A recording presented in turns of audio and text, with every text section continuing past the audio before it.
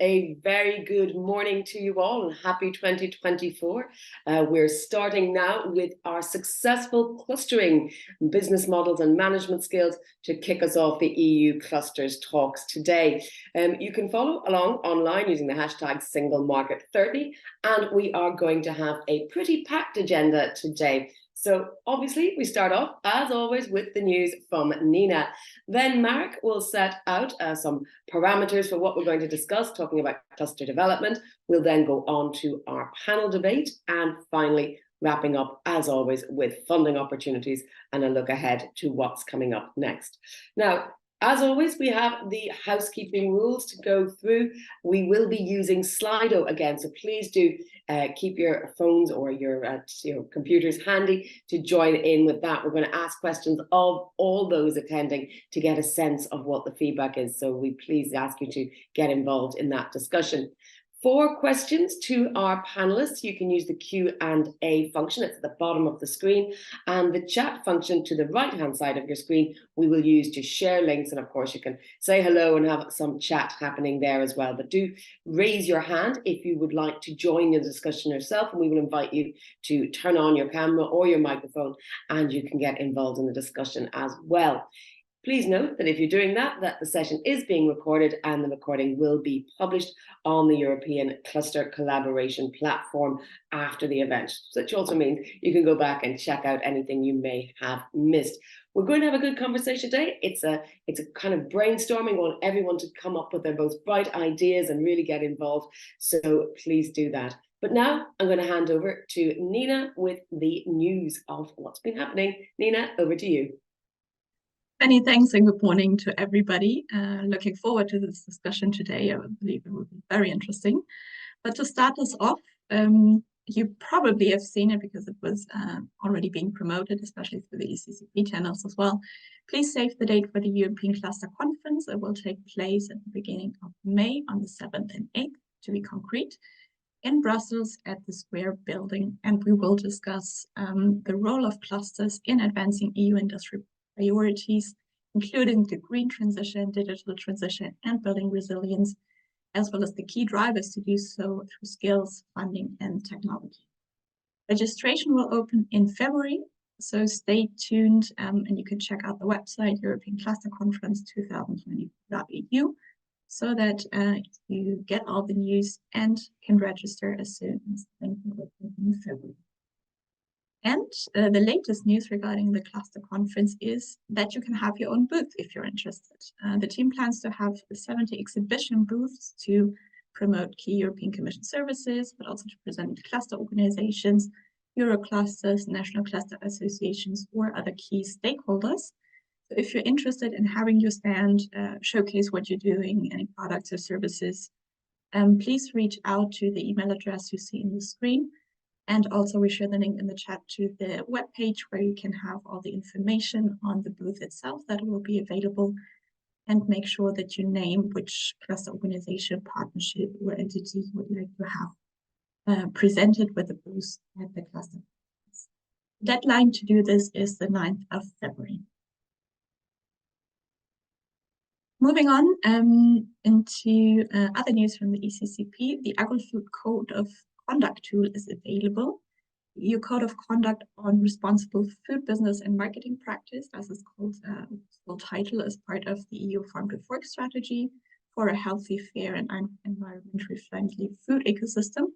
And this Code of Conduct tool is open to everyone working in this ecosystem who's interested in increasing their sustainability. So with this tool, you can find best practices, expand your network, evaluate yourself and your objectives, and make a pledge for a more sustainable food system.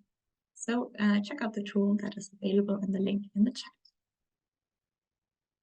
The ECCP also published a new input paper on the cluster policy landscapes and opportunities between the European Union and Canada. So if Canada is one of your outreach countries and target markets, have a look at this input paper. It describes trade relations, focuses on key value chains for the EU and Canada, as well as the existing cluster landscapes and policies. And it also gives a look on existing and possible future cluster collaboration with the link. It is available on the ECCP.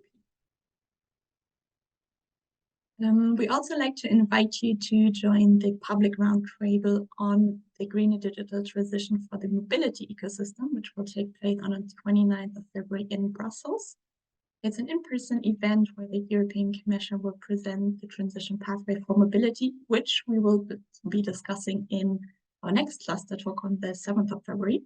So connecting to our cluster talk, you can already get a head start looking into a little bit of content and the discussion about how can we achieve the transition in this ecosystem. And then on the 29th, we'll have the roundtable.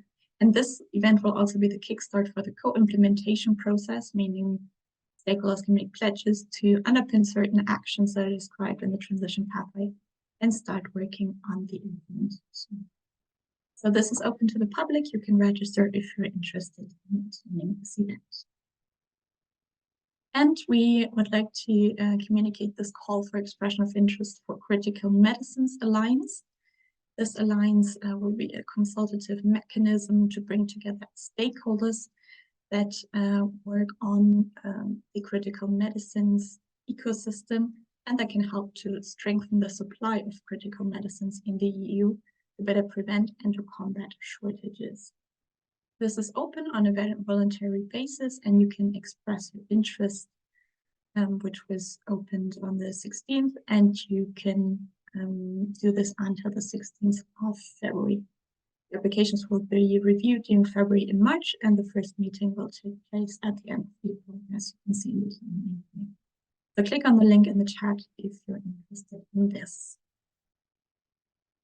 And you might have already seen it. There's a new episode from the Euronews Business Planet available, looking at clusters, and this time they travel to Poland to the Silesian Aviation Cluster, looking at how the clusters is helping to extend the international reach of their 100 European firms in the aerospace industry, looking how they share knowledge, innovative solutions, and how the cluster creates value for this ecosystem. About 5 minutes, so save the link and have a look at it after this cluster talk. And for the last news item, I will hand over to my colleague Jan, as we are going to look at one particular tool in the ECCP, for which he's the expert. So please, Jan, go ahead. Yes, very good morning also from my side. A vibrant discussion already happening here in the chat, and many people on our cluster talk this morning. And we thought we'd take the opportunity, as you will be discussing and listening to a discussion around cluster business models, cluster strategies, to point out a very important service that we at the European Cluster Collaboration Platform have put in place last year, the European Trend Universe, or the ECCP Trend Universe, how we call it. And when we presented that to you, I said clusters and cluster organizations are future shapers. And today I will be a bit maybe more critical. I say they can be, but they need to be informed with the right information, and they should utilize strategic foresight. And the Trend Universe is exactly this. So you can find the different services on the ECCP. You have the QR code here on the slide. So I invite you to the Trend Universe, check it out. And on the next slide, I will show you two important news, because we implemented some changes, and we also will introduce from 1st of February a new trial for you, so that all of the ECCP users with a profile can access the Trend Universe. At the same time, it's important to say that we keep this Trend Universe as a very exclusive service that the ECCP is offering. So normally only pro users can access it. So users who have a pro user status on the ECCP. And we would encourage you to become a pro user very soon, so you can not only try out the Trend Universe in the trial period, but also beyond. And the second, I think, very important news that I wanted to share is a new feature that will be offered as of 1st of February, which is innovation trends. As you may know, the ECC Trend Universe covers all of the EU industrial ecosystems. And within that, we will now offer you specific innovation trends to look into to get inspiration for your action and your strategies and your members. So I think that's a very important new feature for you to check out. To sum up, I think it's very clear that a good business model and a good strategy needs to be informed by foresight. And for cluster managers and their members is very important. And this free solution that the ECCP is offering can help you very much in this context. So please check it out and sign up for this trial period if you're not in there yet. The newsletter that will be sent out by the ECCP very shortly will give you further information, and you can always come to the website of the European Cluster Collaboration Platform. Thank you.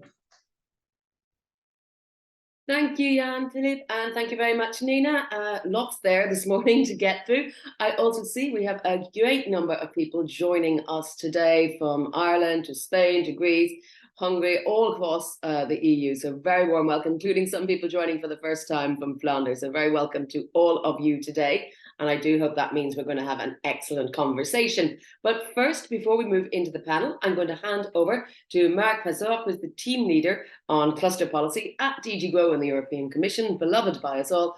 Mark, set the stage for us, please. Thank you, Jennifer. Indeed, I have the pleasure to run the cluster policy in DG Grow in the European Commission, and we have this cluster talks. And today we are going to talk about business models. We want to treat these discussions as a teaser for the European Cluster Conference. When we launched the survey of expression of interest for what topics we should discuss and address during European Cluster Conference, cluster business model was one of the most prominent. And we want to have a session on the 7th and 8th of May in Brussels at the European Cluster Conference. So let's treat this this meeting as a teaser. I'm very glad we have today really panelists who are both experienced academics and practitioners in clusters. So we will very carefully listen to what they put emphasis on. We will look at the chat and the questions you put, so that we can really address this during our cluster conference, to which you are all very much invited. And we will start registration at the beginning of February. But talking about the cluster business model, let me just here emphasize one element. Very often when I'm talking to people mix clusters with cluster organizations. I would like to distinguish this. So, we have this geographic concentrations of interconnected companies and related organizations, and this is cluster. But you need to have cluster organizations in order to animate and facilitate the process manage. And very experienced cluster managers would say, okay, this is obvious. It's not that obvious, depending in which environment you are. What are the governance structures in the countries, regions, or municipalities you are? What is the nature of the industry ecosystem that you are operating? What are the people who you are collaborating with within this environment? And so that's why it's extremely important to think about the possibility of using cluster organization as a vehicle to develop cluster, but as well build and help build the regional industrial ecosystem. In this context, I would like to say some words about where we are. And of course, all of you are very much aware, when we just before COVID, we are always very much focusing on the transfer of knowledge to businesses, the role of clusters in innovation.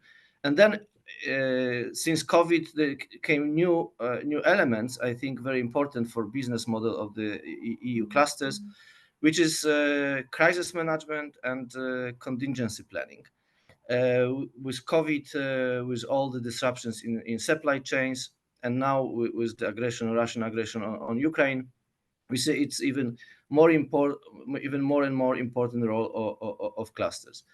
Let me just mention some functions of clusters that, depending on the stage of development of clusters, are important, and which can be differently emphasized depending on who is leading the cluster. So definitely there is collaborative innovation, bringing together different actors, with particular emphasis on transfer of knowledge, either way, from business to academia research, and from research to academia, in order to make and commercialize. Supply chain integration, this is something that is very important right now. This ability to bring together different actors, the tacit knowledge, which is not in any books, that can make connections in the whole vertical value chain, from downstream to upstream, and then related to this, specialized services that cluster organizations can offer or can outsource in order to be offered to their members. Infrastructure sharing, this was always very traditional, building together infrastructure, and here it's very important to see what is the structure of the cluster organization, what is the legal basis. Is this the limited company? Is it the association? Is it just the consortium based on memorandum of understanding? Education and training model, something which we are very much emphasizing in the Commission, and upskilling and reskilling is extremely important right now with the dynamically changing world. Liaising with vocational training, on bringing vocational training into the cluster organizations. Then this element, export and trade associations, which you do pool resources in order to go beyond your region, to go beyond, and hopefully this is what we want at EU level with Euroclusters, to go global. And last but not least, something which is now emerging, and there are new even publications lately on shared value clusters. Yeah, this alignment with government policies and regulations that support business of members of clusters, at the same time realizing the objectives of the public administration, be it regional or national level. And this is something that I will leave you with for discussion with our panelists, practitioners. And I want to mention something what is particularly important right now, because you need to have cluster manager who is able to adopt and adapt to the whole organization to challenges. No? So you need the communication skills, leadership skills, but as well the soft emotional intelligence in order to be able to move forward. For what we always were saying, for the European clusters to lead the green transition, accelerate digital transition, and build resilience. With these three, always repeated for 2021-27 slogans, I will leave you. And what we want as well, to have the clusters which are financially sustainable. So they are not only relying, or not at all relying on public funding. And if they are relying on public funding, they as well pursue this specific public good objectives, build public goods together. So thank you very much for the attention, and I'm really very interested and keen on listening to our panelists, and as well I encourage all of you, because you are cluster managers, to be active on the chat or on QA, to give us as well some inputs on the topics that we should raise during European Cluster Conference related to the business model.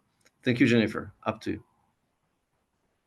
Thank you very much, Mark. Indeed, there is a lot of options there to talk about. But as I promised, we are going to use Slido for interaction as well as the chat and QR function. So you can scan that QR code there on the screen with your smartphone, and it'll take you straight to slido.com, or you can simply open it in your browser, go to slido.com and put in clusters when you're prompted for the code for today's event. It's all very straightforward. There's no need to download anything. It's very GDPR friendly and we can be anonymous. But we have a couple of questions before we start our panel. And that first question is, how is your cluster organization funded? So you can vote for mostly publicly, mostly privately, about half publicly, half privately. So I know we've got more than 150 people online, so I'm sure we should get some quite decent results from this as everybody votes. We can see that it's a mixture, but it's very tight. I don't want to call it yet to see who has actually the most, but I'll let the poll run for another few minutes. If we get to around 70 votes or so, I think that's probably about half of those joined and voted. Okay, so it's looking like it's mostly half publicly, half privately, and then publicly, and then mostly privately. So, but very close, not a lot of difference between them. As people keep voting, they're even matching now publicly and privately. So I think that's probably enough to say that there is a very even split between the various methods of funding the clusters. The next question is a little bit different. What is the biggest challenge you face? Is it in identifying and implementing a business model? Is it finding the right funding mix? Or is it finding and retaining the right skills? So which of those would you say is the biggest challenge for your particular cluster? And of course, different challenges arise in different areas depending on where in Europe your cluster is, depending on what you're working on. I know certain areas have more difficulty with finding skills, others find it more difficult in getting the right funding for various reasons, and others find that identifying that business model and implementing it can be the most tricky challenge that they face. We don't have percentages on this one, as you can see, but it does seem that funding and identifying a business model are indeed bigger questions for those involved than finding and retaining the right skills. So I think I'm surprised at that. I thought skills would be higher in the mix, but it does clearly say there that funding and business models are what we're going to be talking about probably a lot in terms of the questions we get from everyone participating today. Thank you very much for that. You can keep voting there while that's opening, but also we will be coming back to more Slido questions during our panel discussion. We'll pop those up as they become relevant to the discussion that we're going to move on to now. So the panel debate, we have, as you can see, 5 great speakers joining us today. We're delighted to welcome Alain Tubiana, who is Head of Master Collective Intelligence and Innovative Ecosystems in Europe at the University of Strasbourg. Asta Christian Sigurjónsdóttir is the Cluster Manager from the Iceland Tourism Cluster. Christian Ragen is a cluster expert and founder of Engage Innovate. Gisela Sanchez is European Project Manager at Finance Innovation. And Ma Suarez is the Project Manager at the Basque Energy Cluster. So thank you all very much for joining us. And if you all switch on your cameras, we'll be able to see your faces. I'm going to start with you. Perhaps you can give me a first reaction to what you saw in those polls we're hearing from the attendees of the cluster today, and also talk about the key components of what are successful business models for clusters.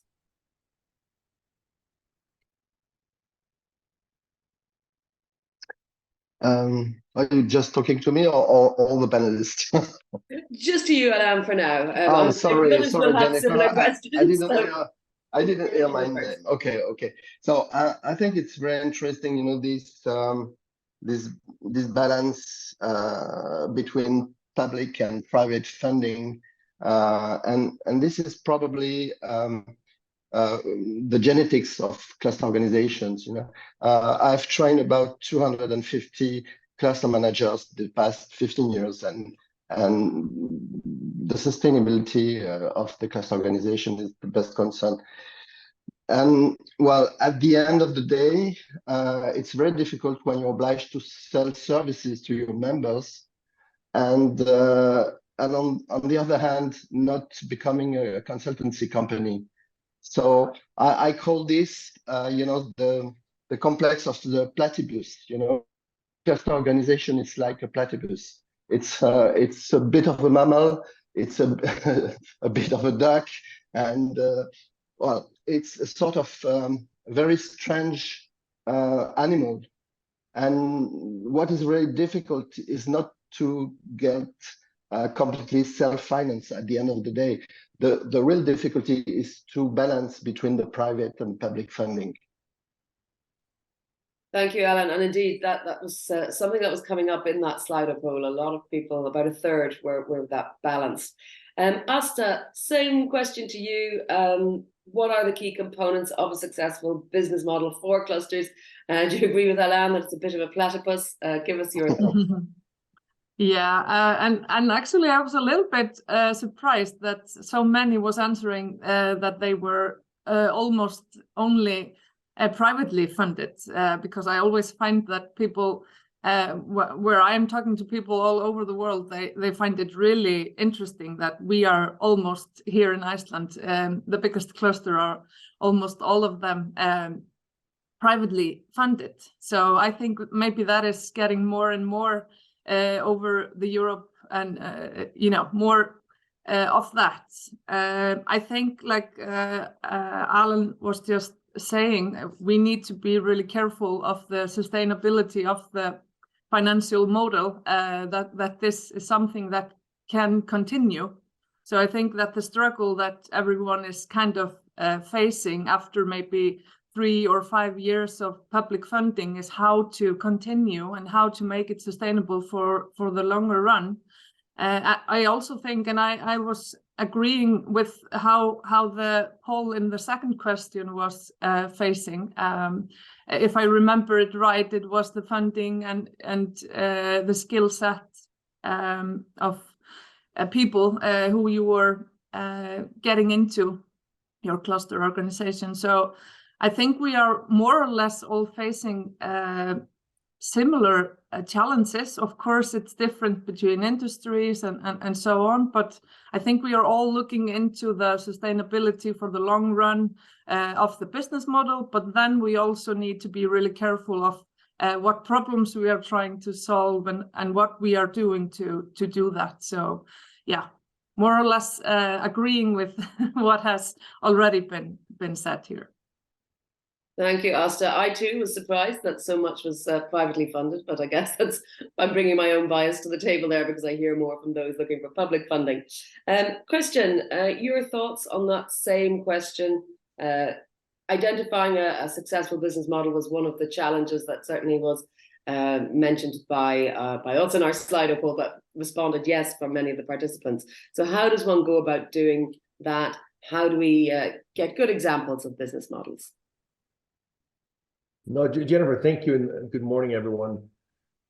So I think probably we could easily take a step back and ask some more fundamental questions of what is actually a cluster business model. And much like Elaine, in my experience, very few clusters, very few cluster managers, even fewer cluster boards really understand what a cluster business model is. So when they talk about it, it's a little bit like apples and pears and bananas and milkshakes and automobiles in the same conversation. It just doesn't make a lot of sense. So when Victor Haas and I wrote this the cluster business model report a couple of years ago, the first thing we did was we spent several pages on just like, what are we actually talking about? And to make it very simple, the first step is, what are the revenue sources? That's the income side, where public, private, and project are the three that we're looking at. Then we have the cost side and the cost elements, and then you have sort of the totality that we map out in the report. And I find that very few clusters actually understand this. Now, everyone talks about it. Huge difference between talking about it and really understanding it. So, what do I see? Well, generally, I see a lot of clusters that are fumbling around in the dark, great intentions, bad flashlights, and even fewer cluster boards that really understand how to build and how to optimize for cluster business models.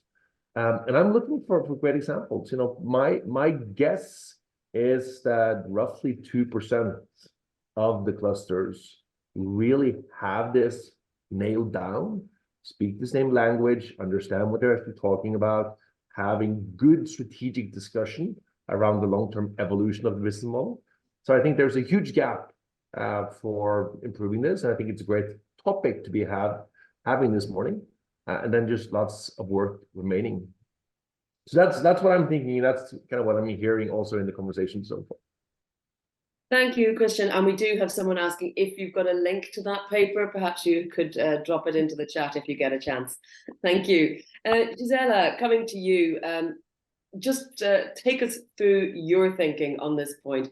You've heard from some colleagues already, so let's build a bit on what they're saying in terms of what is and how does it work in terms of identifying and building a business model. Yeah, thank you. Thank you, Jennifer. I think, yes, it's quite a challenge. In our case, I think French clusters are also kind of specific in Europe, as we were all created by the public. Well, they were public by the government, but in the end, each one of us has found their own way today. For instance, in our case, we're 90% private since several years ago, so it's only 10% from public funding. So I would say it's a mixture of things, and I would say it's a lot of diversification. We have our services are very diverse because our members are very diverse. So we have kind of adapt to them, to what they're looking for. So we listen a lot, and we have adapt so many services to what their needs are. And as we mentioned, as we have said before, clusters are just very diverse. So this is how we saw at least things. Thank you. Marcos, I'll get your thoughts and then we'll come back to Alan. Yeah, thank you, Jennifer. I was glad that Christian introduced the topic of well, the definition of the business model. I was in fact checking the report he mentioned before the workshop, and it made me think a lot. I have some experience in more clusters than mine because I was a consultant before, but not as much as Alain and Christian here, of course. But it made me think a little bit about this. I think Christian mentioned the three ideas of the value, the funding, and the cost. And thinking a bit about our case, of course, Gisela also mentioned it. I think it really depends a lot on your ecosystem. So from those three areas, I was thinking, okay, cost, you can manage most of it. That's your decision mostly. Value is something that you have to find out where is the value for your members in the different ranges of services that the cluster can offer. But funding is something that is in a lot of ways given to you. So for example, in my case, we work in the Basque Country, who has a very rich cluster and innovation ecosystem, which allows us to have different ways of funding. And that allows us to mix where we think the value is with how we fund that. So we want to do an activity. We can see if we are funding it with our own private sources, let's say the member fees, or services, or a technology project, and we can try to offer value depending on our funding ecosystem. And I think that's very different for all the clusters. And that's why when you ask that fair question, we have so many different realities, because depending on where you are, where is your sector, and which is your maturity as a cluster, of course, you evolve in different ways of being funded. Thank you. Alan, you had a point to add. Yes, I just wanted to react to what Gisela said, because we have to precise what we are talking about. In France, there are about 300 cluster organizations. And of course, they have not been created by the government. 50 of these 300 cluster organizations have been awarded competitiveness cluster by a public policy. They don't have been created by the government. They have been funded by the government. And it concerns only 50 of the 300. And I think it's really important because there are also a lot of cluster initiatives coming from the ground. The second point is that I wanted to react to what Christian said. Of course, he's absolutely right, and it's very close to my own experience. A lot of boards, or even sometimes the teams of the cluster organization, they don't talk about the same thing when they talk about business model, or even sometimes when they talk about what is a cluster. So we have to do a lot of pedagogy when we start to work with those organizations. Yes, thank you indeed. Christian, I'm going to come to you, and thank you indeed for sharing the link. I'm sure people will be downloading that report. How do market trends and changes in different industries impact the business model of cluster organizations? How much of this outside impact is sort of out of the hands, if you like, of the clusters, and how much is within their power to change when we're talking about the broader ecosystem? Yeah, no, and Nina, I think, sorry, Jennifer, thank you. So I think that's where I would separate between a cluster business model and a cluster strategy. And I think it's important, and Victor and I spend a lot of time trying to get those things right. So when we talk about the business model, we really want to stay focused on the financials, on the revenue, on the income side, on the cost side. And then when it comes to cluster strategy, and then I'm going to link them back again. When it comes to cluster strategy, you know, in our work, we kind of find our 3 reasons for why a cluster exists. Grow, transform, and build. So the first is when you have an existing industry, let's call it the aviation industry in Europe, and you want to continue to grow and expand and innovate that industry. Now, in that case, most of the industry members are pretty fat and happy. They're happy with the status quo, and they're probably not interested in funding a cluster, you know, on a significant scale. Sure, they'll pay their membership fees, and they may even do some projects, but in a growth strategy, there's not a lot of need for doing something, quote, radical in terms of funding. The transform clusters are different. So go back a couple of years, that was the energy sector. Today in Europe, it's the automotive sector and the automotive supply chain, where they're suddenly realizing, oh, wow, you know, our industry is transforming and it's happening much faster than we're built for. And maybe the cluster can step in and become an agent of change, an accelerant of transformation. And in those cases, our willingness, read our desperation to fund the clusters and the cluster initiatives often tend to go through the roof. And we've seen this in many cases with energy clusters, where the companies, the members recognize we actually need the cluster and we're willing to fund the cluster because we need to hurry up our transformation. The third group is super hard to fund, and that's what we call the build clusters, or the build strategy.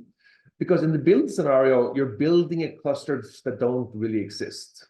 Subsea robotics, seabed mining, quantum computing a couple of years ago. Now, those sectors or industries, they didn't really have a large membership makeup, didn't have a lot of support activities.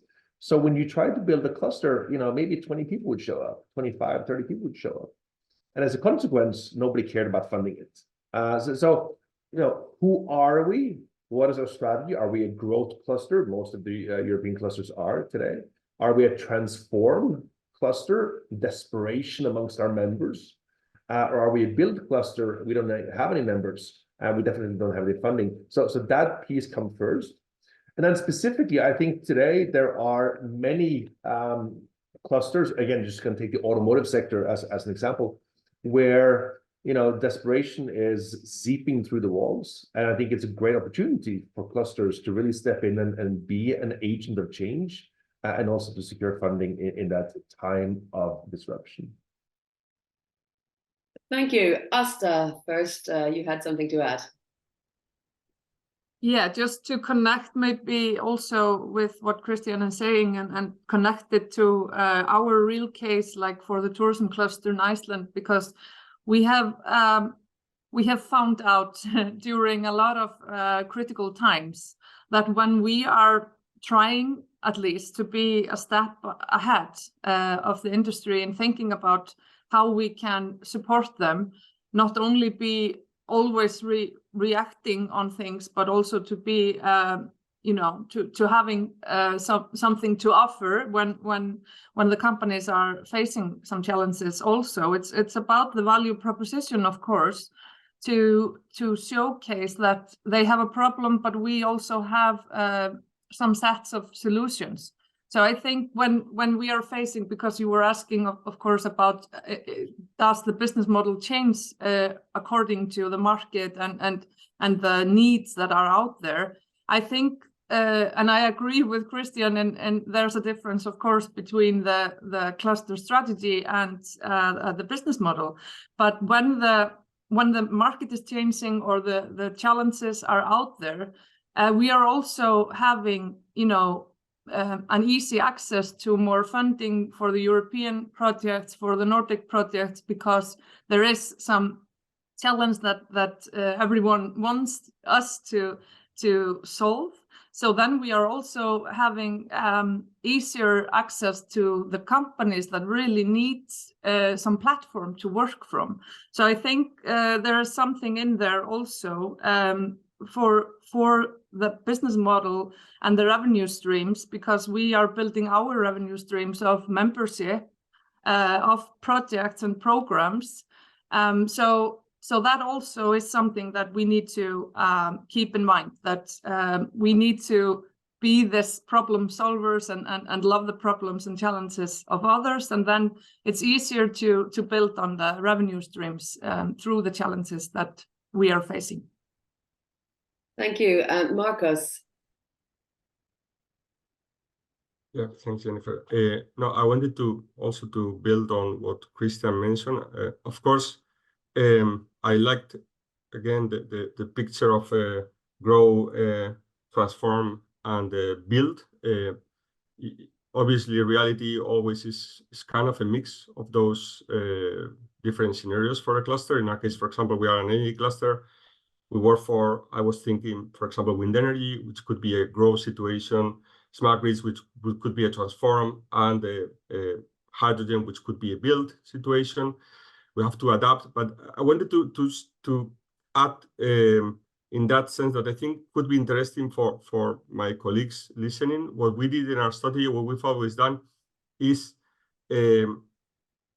also think of the different types of targets of members you have, in the sense that I thought of this when Christian mentioned that maybe large companies in some situations are not so interested on clusters, but maybe they have a very specific interest on, for example, in terms of visibility, in terms of being the liaison with the government for a specific topic, while their SMEs are more thinking of technology in this case, while the technology centers are thinking on a different topic. So I think it's also very relevant to try to address, to try to think of, okay, we have a set of services, but we have different type of customers somehow, and how its services is designed or is thought for one of them, and how some members, in fact, sometimes are, for us, we sometimes think of them also as resources for doing things. Large companies, mostly, if they have an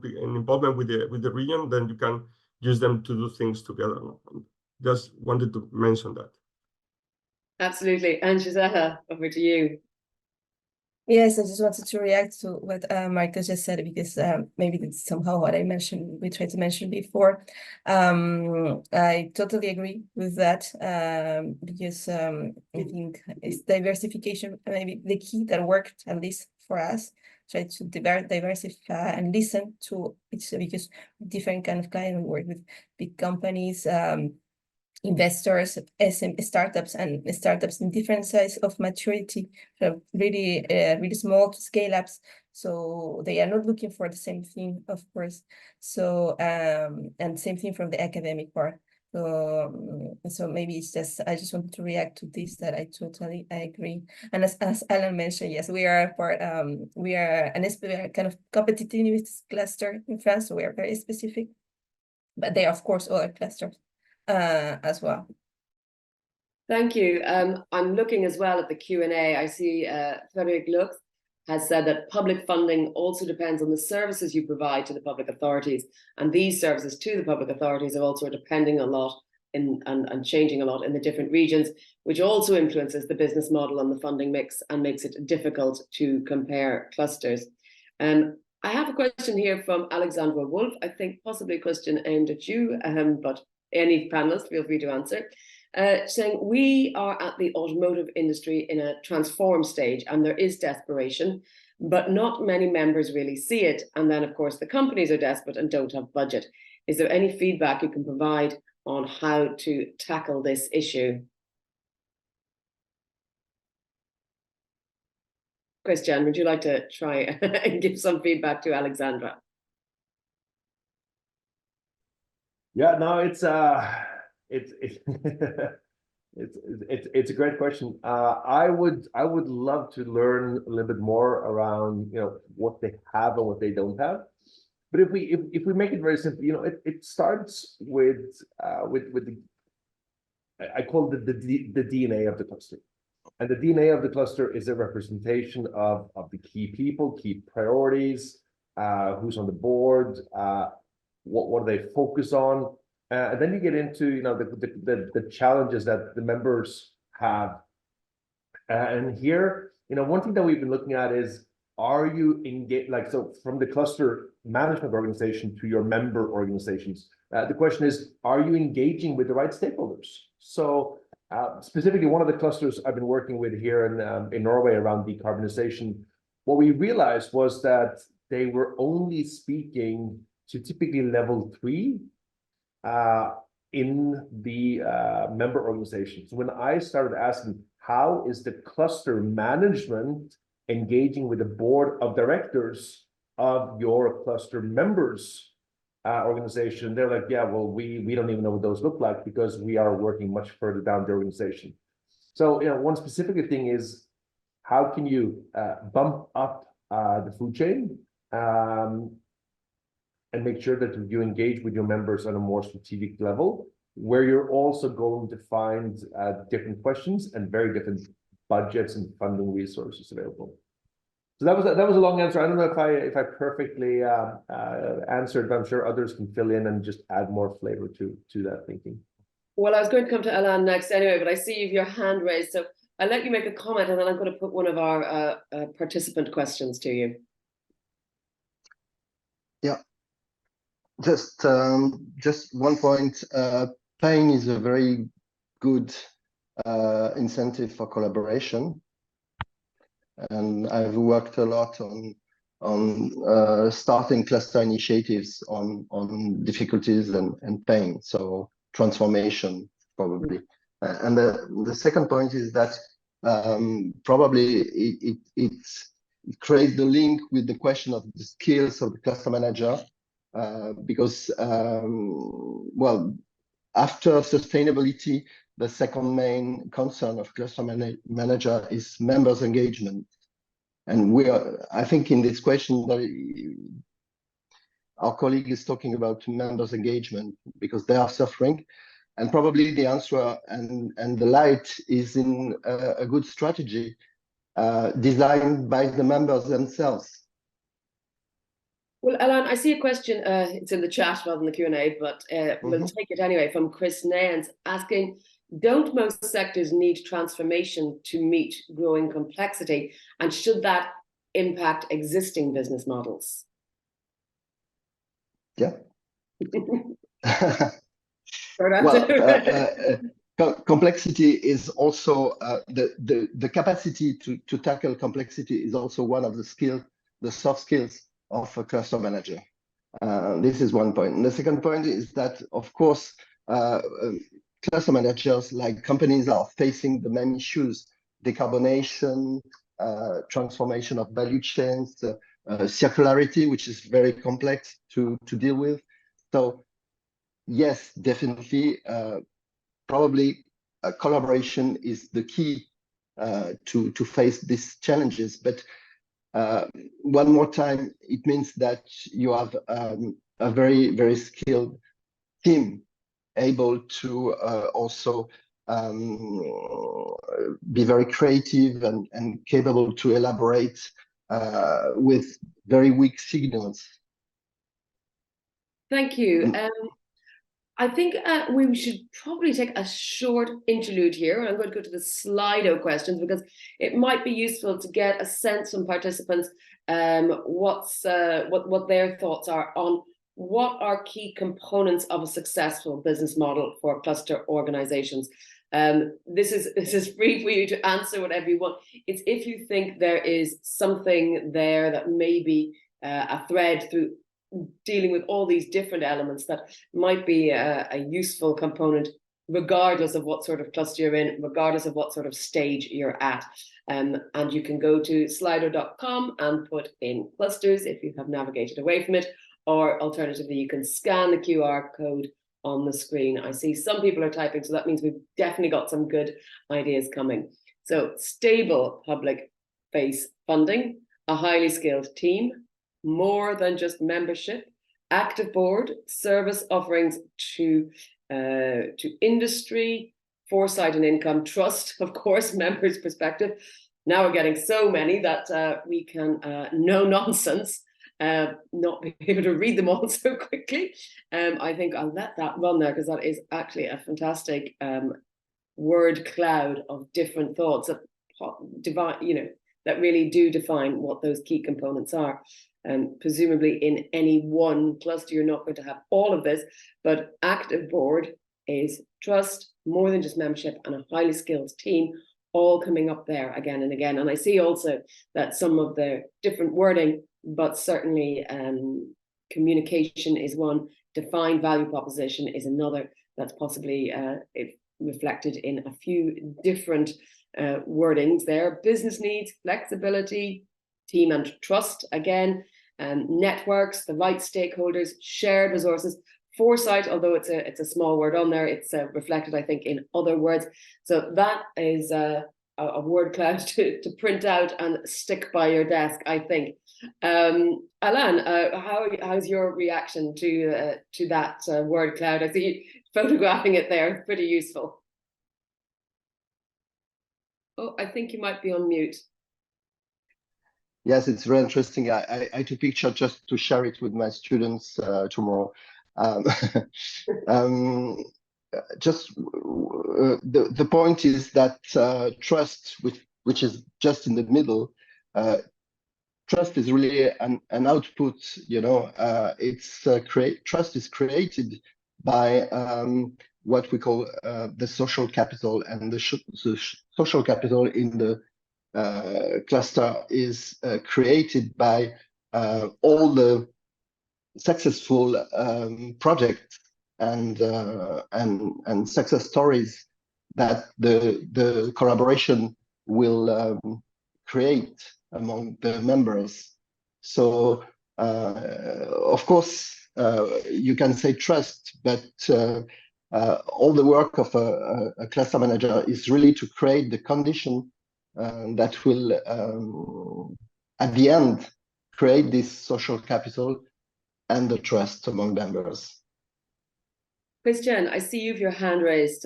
Is it to focus on this trust point again, or are you picking something else out of it? No, thank you. I'm looking at the word cloud. This is a freaking mess.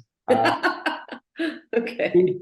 Because I mean, what's happening here, and I love this slide, and just like Alana, I'm going to take a photo of this as well. But it's a fucking mess. I mean, you basically take every word in the cluster dictionary and you throw them in a cloud and you mix them around and you say, there you have it. I mean, it's impossible for anyone to work with, and we're also missing most of the key information here. So again, let me try to define it the way that Victor and I see it, and I'm pretty sure that Victor is in his chair now, jumping up and down in frustrations, because it would be so much better if we could have a common understanding, a simple visual language that everyone sort of uses, so we could speak the same language. So when we define clusters, first we look at the income side. And there we have private, public, and projects. And that's not even on this cloud. Second, we have the cost side, and I don't see that specifically anywhere here. And then we have about 15 different areas, very clearly defined, value proposition being one of the biggest ones. And I would say that if we took this word cloud and we just overlaid it to our sort of structure, half the words would just go like, in the other category. So I think this is a perfect example of a cluster business model in Europe is everything equals, we don't really know what it is. And we have so much work to do together to kind of help clusters, big and small, young and old, to get it right and navigate through it, because we need to do this to evolve the clusters. So that's my 2 cents. Lots of work to do. This is the best. Indeed, I would say we've got more than 50 people answering. You put 50 people with their own wording in a room, you're already going to get quite a diverse series of answers. This is not a scientific poll, and I thank you for the more than 50 people who did write in. Let's go to Asta. You've thoughts on this as well. Yeah, just like as a cluster manager for 8 years, I see a lot of, I mean, I know I know where Christian is coming from. We need to simplify, but also I can connect to so many, you know, and I also understand where this is coming from. So I think if we start our business model with the right questions, with the why, with the how, and with the who, I mean, that is super simple when you put it like that, but then everything else kind of jumps into that in some time. You know, we need to have the value proposition, of course. We need to know the problem that we want to solve, and first of all, we need to map our ecosystem. So before we can kind of start anything, we need to have the mapping. So I would always say that the most successful business model is built on the right mapping of your ecosystem. So you know the players that you are going to give the service or you know, solve the solutions to. So, but I mean, I could talk about every of the you know, of the word clouds that's there. I mean, trust, the knowledge of needs, the highly skilled team, also the active board and everything around that. Of course, these are some of these pillars beneath a bigger platform, but it's truly a lot, and we can simplify it, of course, but these are all issues that I think people out there are struggling with, and some of them are huge, and some of them are common sense, and everything in between. So I think we can simplify, and we can work much more together on the basic fundamentals there also, and also understanding it with kind of the same words. But this also just shows how complex clusters are, and where our problems lie, maybe a little bit. But it's interesting. It's interesting, Asa. I think as an exercise, it's certainly thrown up a lot of comments. So we can get rid of the Slido poll for now. I think we've taken photographs of it, and we can download it, I believe, afterwards. I see a hand raised from our attendees. Laura Kukera, I think is the pronunciation. Laura, would you like to join? I know it will take a couple of seconds. We will try and get you up on our screen with your camera and your microphone. Is that happening? I know it takes a moment or two for the tech side to get Laura in, because it would be interesting to hear your point of view, Laura. I know you've had your hand raised for a few minutes now, just before we did the Slido poll. So, nope. Okay, sorry. Laura, thank you. She's not going to join because the question was answered already, I guess. Let me come back, Gisela, to you then. Moving on to this question of skills now, what would you say are the specific management skills most critical to leading a cluster organization effectively? Trying to cope with all of these competing different views, these different factors. I mean, being able to juggle things is presumably one, but what would you say are other critical management skills? And that's a challenging question, I think. I will say in our case, a lot of flexibility. We need to adapt very fast, because we are in the middle of innovation, so it goes very fast.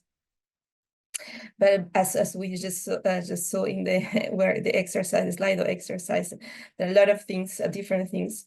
But in our case, I will say that, yeah, to adapt our flexibility, creativity as well, could be very important to react, and for the managers to have actually, and to build with the team. Well, Marcos, let me pick up on that point of creativity. I mean, how can those managers and cluster organizations, people working within them, foster innovation and creativity amongst members and within the cluster itself? I think that's a difficult one. In my opinion, when I was thinking a bit about this, in terms of, I see the cluster in terms of fostering innovation and creativity. I think we have to understand that we have a clear role of support in this sense.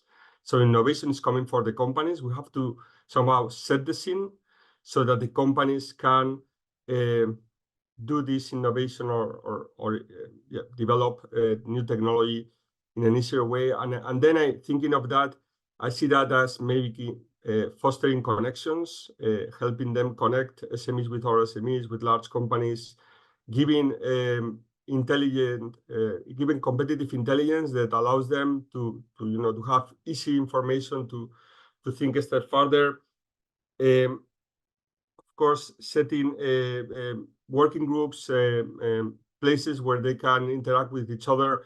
So I always see us, we did our strategic plan recently, and we used in our vision a word that was key for us, that we are, I don't know how the word in English, we do the catalysis. So we are something that helps things happen faster, but we are not at the core of it. So we have somehow to understand our role in this sector, in this world. Well, I think we'll ask, what sort of skills are essential then? I mean, as well as fostering creativity, how do we bring all those other elements on board as well? Alan, your thoughts on this?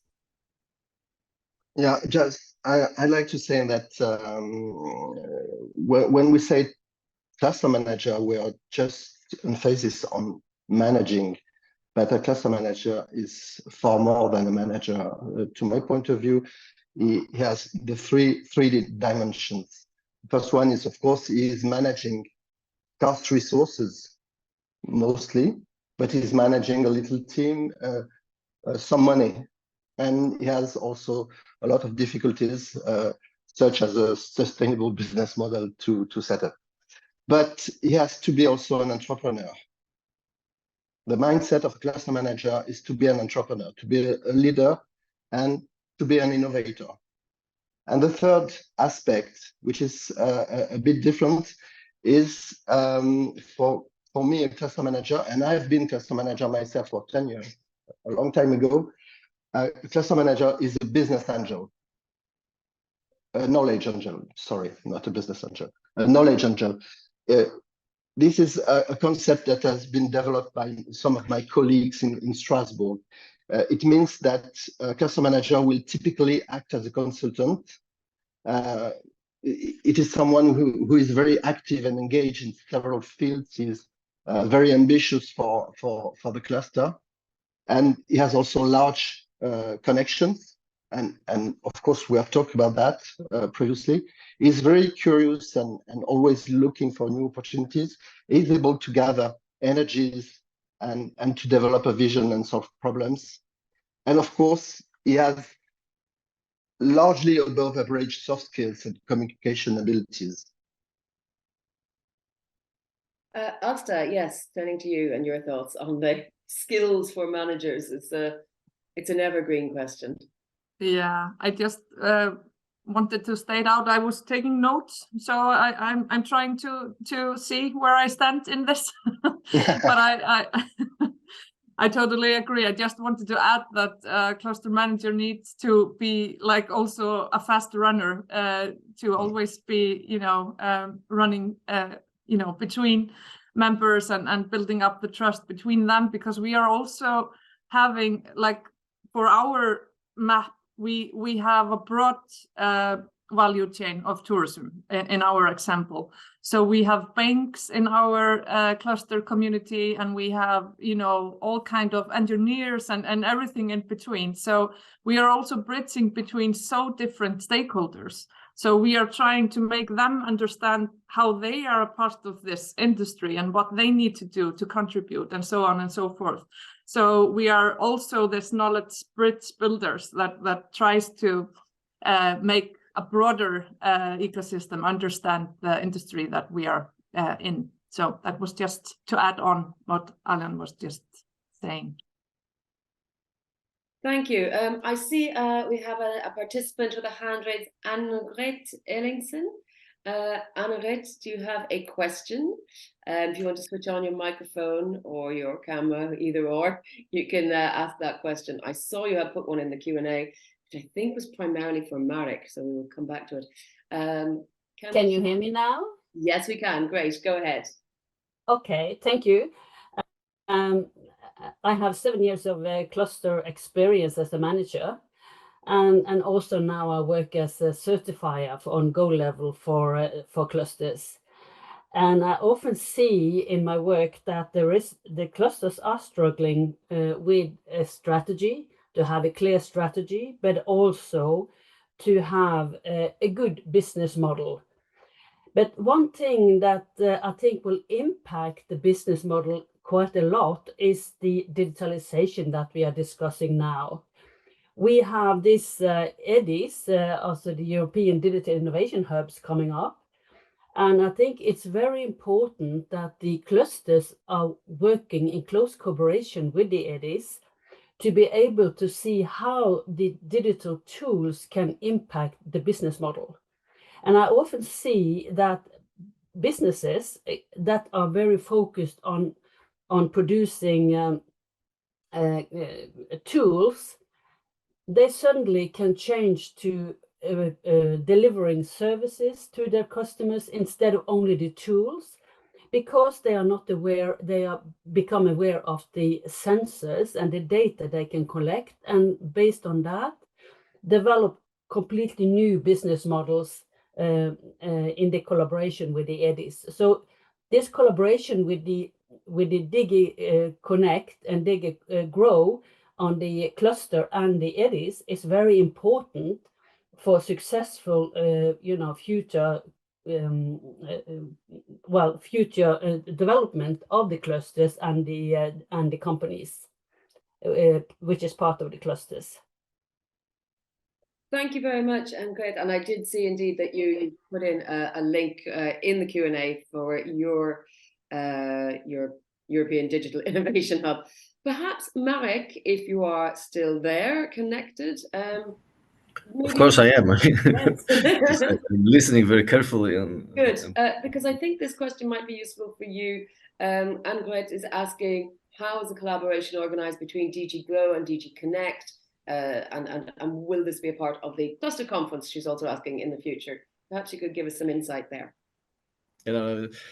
Let me just not refer only to European Digital Innovation Hubs, because clusters have a role in many other EU initiatives. We have this initiative of innovation valleys. We have the European Digital Innovation Hubs. We have the thematic smart specialization platforms with partnerships. In all of, we have interregional innovation investments. So in all these initiatives, actually clusters are playing the role of the ones who can implement.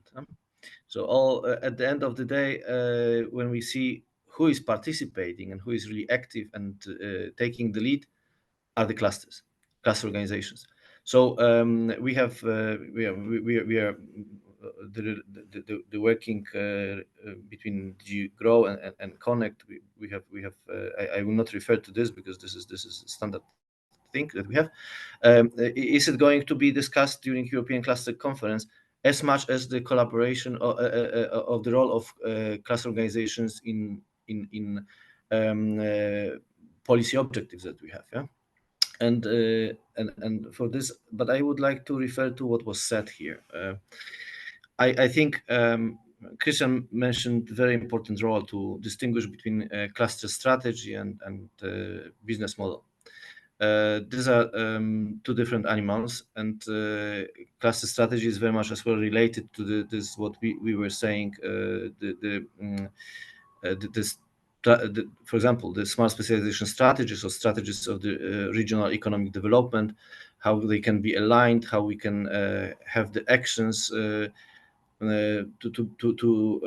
go in the same direction. And this is our role as policymakers, that clusters actually are helping realize the policy objectives. As far as the business model goes, we are having the Cluster Booster Academy, where we are, trying to convey the messages of building the business models. Right now, actually, there's happening Cluster Booster Academy. We have this only once a year. Maybe there's a need to have it more, to have more cluster managers being trained in building, realizing, designing, and implementing business models. I want to refer to this role, what you mentioned, and this goes back and back, and the leadership. And if you have a passive cluster manager, you see it. You can. I got complaints very often from cluster managers having we don't have funding, we don't have financing. Public EU should give more money. Public administration should give more money. This shows already that there won't be much hope of this cluster organizations to be really the agent of change, because the funding sources, markets, technologies are across. And I would encourage everyone to read the Blue Ocean Strategy book. You go, and the space is everywhere, but you need to have leadership people and front runners. And this is why I want to refer to Alan, his master for cluster managers in Strasbourg University, which is one of few in Europe, or not, if not only one, where actually this kind of skills are being trained. And I want to appreciate here and thank Christian for all this what you did for preparing this report on business models, which is very pragmatic, which is really written and developed by practitioners. So this is I'm sure, and in Europe as well, we have matured clusters which have passive managers and are not capable, in my view, to face the changes which are coming for green transition, digital transition, and resilience. That's why we need to train them, help them, but they need to be aware of the fact that the train is running, and they need to reinvent themselves. The same, we have emerging clusters in the fields which we didn't have before. Christian was mentioning all this AI coming, AI in personal medicine. You can have a cluster in itself. You have this cross sectoral, interdisciplinary emerging clusters being created on its own because there's a need from the market. So here we have the dimension that the public authorities are not set up to build clusters, although you might have in the strategy of regional to develop certain areas, and they build the instrument. This is what we have cluster policies, different instruments to help emerging and matured cluster to adapt to the new challenges. And let me just say one thing. There was a question about many members are on the transformation of automotive sector mobility. In 2 weeks, we are going to have a discussion on the transition pathway for mobility. I would encourage to join you to join this, because there will be as well my colleagues from the unit on automotive on discussing on this. But there is no doubt that we are living in the we were already saying this before COVID and the war, that we are living in the always changing environment. Now it's accelerating even more, and it's true the cluster managers are not it's not the same as enterprise. Yeah, and Alan was mentioning this, and Asta, Gisela as well. Clusters have this facilitator role of building the ecosystem, and this goes beyond simply making profit, because it's actually about creating public value and good of this relational capital at the territory, which is then ending with a trust. So I think it's very insightful to listen to all what you said. I hope many of you will join us at the European Cluster Conference. We will contact you as well for preparation of this session, so that this the output can be practical, pragmatic. But bear in mind, it's for cluster managers, but as well for policymakers. And someone said that we should organize as well Cluster Booster Academy for policymaker on cluster policy, which I think this is a good idea. But I think I want to finish with the one message. Cluster managers should have the leadership skills and be able to build the business model which is up to the challenges which we have right now, and being really active rather than reactive. Thank you very much, Mark, for those thoughts, your sort of encouragement. We're a little bit over time, so I'm just going to ask for a very quick 10-second word of encouragement from our panelists for the participants before we wrap up. Asta, I'll start with you. What should people take away from a positive perspective from our talk?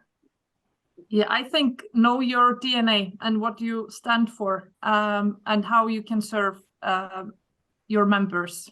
Then you can build a strong cluster. Thank you. Gisela? Yes, I would say, yeah, also agree with Asta, but I would say listen to your members and create together the next generation services that listen to them. Alain?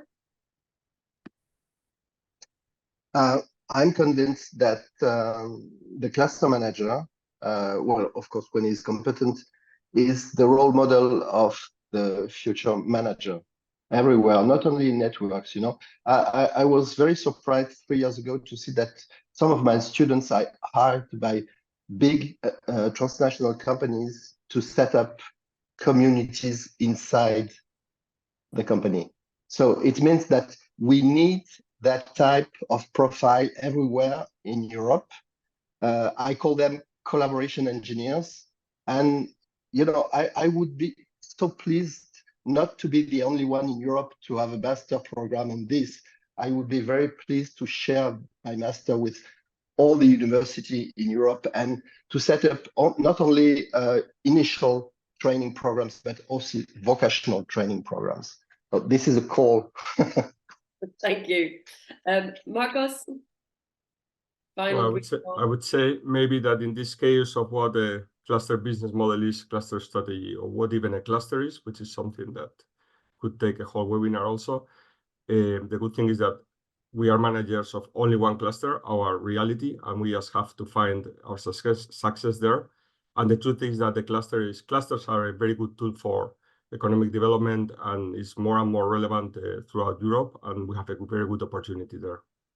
Thank you. And Christian, last but not least, your final word. Thank you. So I would actually go a little bit different direction. So I would say that every cluster manager needs to educate the cluster organization, the cluster boards, and all of your key stakeholders on what a cluster business model actually is. Because it doesn't help us if one single cluster manager really gets this. He or she needs to get all the key stakeholders and decision makers to actually understand. And that is so difficult because the starting point is very bad. So yeah, I mean, work with your members, but please make sure that you work with and educate your stakeholders, boards, and equivalent. Good luck. Well, and good luck indeed. Thank you all very much for your words of wisdom. I think you've certainly given us a lot of food for thought from if the talk in the chat is anything to go by. There's a lot of interest in this. So thank you all once again. I'm going to turn over, Nina, I know we're a little bit over time, but turn over to you for the funding opportunities. Give us a quick run through, please. Many thanks. I will be very quick.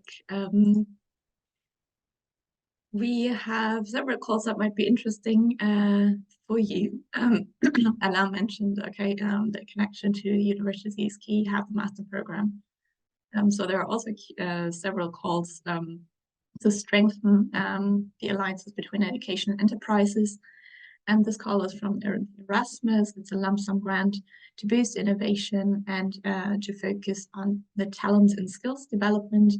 This call is looking to increase digital competences to become more important. Since they become more important, more job profiles, as well as the green, circular and green economy is underpinning many needs and qualifications and education training. So the Alliance for Education Enterprises wants to bring together enterprises and higher education vocational training providers to work together in a partnership. This call is open until the 7th of March, and you find the topic ID here on the screen and the link in the chat. Expanding academia enterprise collaboration is also the title of the next call. This all should help to improve flows of knowledge, skills, talents between educational institutions and other innovation ecosystem actors at different levels of development, have improved skills in all involved ecosystem actors, enhance availability of local talents, equip with the skills to support business acceleration and digitalization, also something that was mentioned in the discussion today, and to have an increased engagement and connectedness with other ecosystem actors between or within regions. The deadline for this is the 19th of September. It's a Horizon Coordination Support Action with the topic ID in the screen and the link in the chat. Talking about digitalization and AI, there's an open call for the AI data and robotics partnership.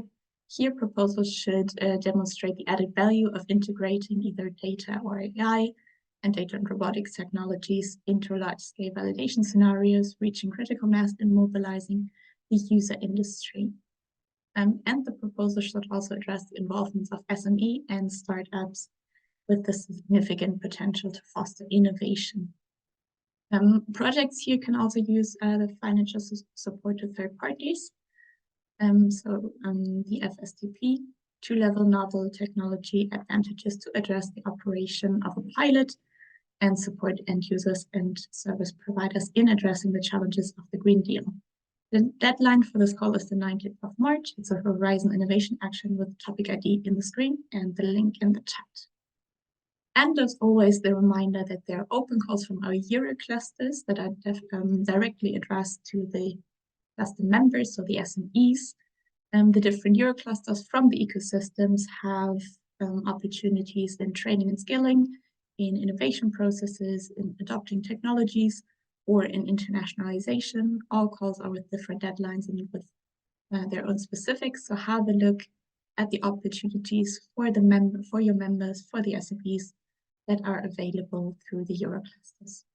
All calls are published on the European Cluster Collaboration Platform, so you find that on the link that you see here in the screen and in the chat. Thanks, and back to you. Thank you very much, Nina. And I will very briefly take you through the next couple of talks. On the 7th of February, it's Sustainably from A to B, the transition pathway for mobility, sustainable mobility at that. And on the 21st of February, support programs and funding schemes, cluster policies in the EU. So do get registering for those on the coming Wednesdays. Also, do continue the discussion. You can go to the LinkedIn European Cluster Collaboration Platform General Discussion Group. I know I saw in the chat today people suggesting connecting via LinkedIn, so here's an ample and easy way to do it and to continue the discussion that we've had today. Also, you can visit the ECCP website and follow along on social media. All the different ways you can connect are there. On Twitter or X, it's @clusters_EU. You can go to the website, clustercollaboration.eu.